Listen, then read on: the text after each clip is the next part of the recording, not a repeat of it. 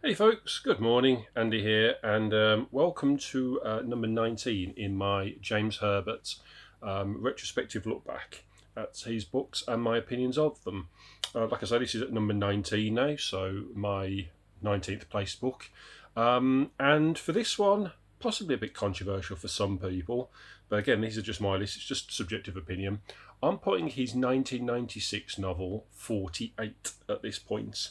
Um, it's interesting to note with James Herbert because I've also, unlike the previous list I did with Richard Lehman, where we had a terrible book, a few bad books, then middling books, and we went up and up. Most of what Herbert's wrote, I really like, and I think that 48 is an okay book. I don't think this is bad. I don't think any of these books that I'm going to be talking about after this point are bad at all. It just doesn't do it for me in the same way that his better books do, which is why it's at number 19. But I do appreciate the fact that Herbert tried quite a few different things in his career. He didn't just write horror, and 48 is one of those books he's done that isn't what you'd call horror, or even chiller, which is how Herbert described himself as an author, a writer of chiller. It's the story of in a way, a post-apocalyptic Britain. Um, Whereby, at least I think it's Britain, I'm sure it's Britain, whereby Hitler has unleashed a plague during the war that has wiped civilization out. And so we're now left with a sort of rubble like wasteland in which survivors desperately try to stay alive. And people are looking for blood, basically. There's this blood disease that's just killed people, and the main character is immune to it, and so people are after them so that they can steal his blood. A bit like vampires, but they're not vampires. And him trying to stay alive. So it reminds me visually very much of the last Rats book. Domain, in that was sort of set more into like a future society where everything's broken down and it started to decay and crumble because of these rats taking over. And this book has a very similar feel to it, set decades earlier, but that sort of a feel. It even mentions sort of rats that are killing people, so he does get that in his book. I mean, Herbert would throw in rats in quite a few of his books, as a sort of sleight of hand, because that was his trilogy that was known most for. So they do appear, but predominantly this is a survival story, and there isn't really any horror here. I mean, it's not to say there's not horrible things happening. It's got some quite gruesome stuff going on, and it's got a few quite, I'm going to say, downbeat moments towards the ending. But it's predominantly a survival story, and it's a decent one. It's perfectly serviceable. It's perfectly fine. I don't dislike it. It's another of those books that I was put off reading for a while, and when I did read it, because Herbert's style is so fluid and so good, I genuinely really enjoyed reading it.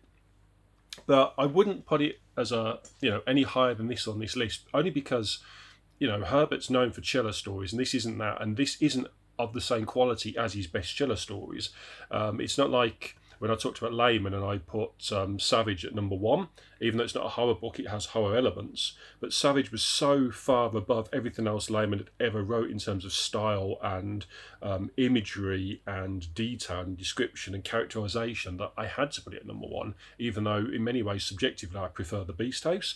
With this, I don't think this is any better than anything else that Herbert's wrote in style, and the story's just not as much fun. But it's not a bad book.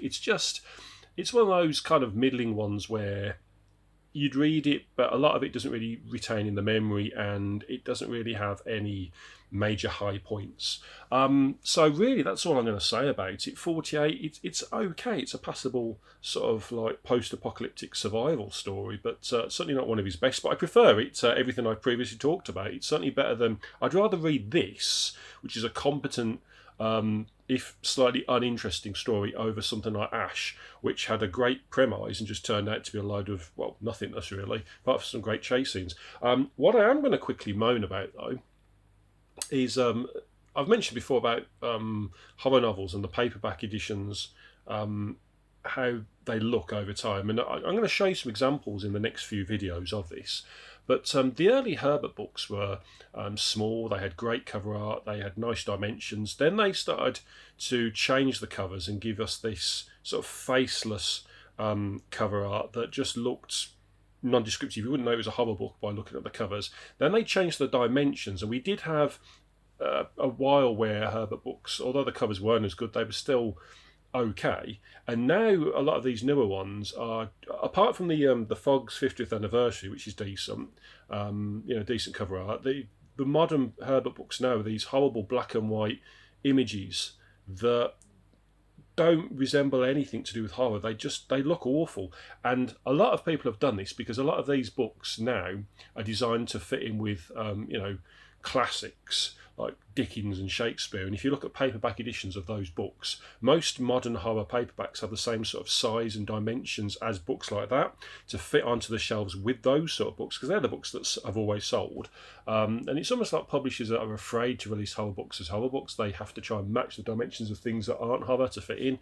And it really peeves me. And I'm going to show examples of it as we go through the Herbert series. Not to single Herbert out or anything, because he had no real control over this, just what publishers do and how some of these books look. So I'll do that in my next video or two to showcase what I mean. But but back to topic though. Yeah, 48, it's okay, it's serviceable, but it's not horror. That's not to say it's not enjoyable. It isn't really what I go to Herbert for, but it's passably enough. So that's at number 19.